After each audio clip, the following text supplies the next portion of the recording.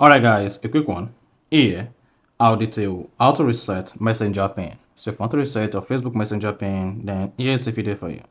So if at the end of this you find this often informative, please don't forget to like and then subscribe. Now to reset your Facebook Messenger pin, go ahead and open the Messenger application.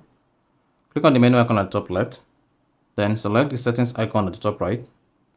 Once you selected settings, scroll down the page, locate and click on privacy and safety. Now, under privacy and safety, scroll down, locate and click on end-to-end encrypted chat.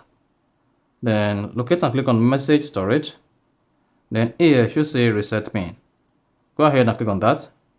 Now, once you tap reset pin, now you want to create a new reset pin. So just go ahead and type in new reset pin for your Facebook Messenger. Then again, confirm the pin. Once you confirm the pin, then your Facebook Messenger pin will be reset. So hang on for this to confirm, and then you say pin created, and then you're good to go. So that's exactly how to reset Messenger pin. So if you found this offer informative, please don't forget to like and then subscribe.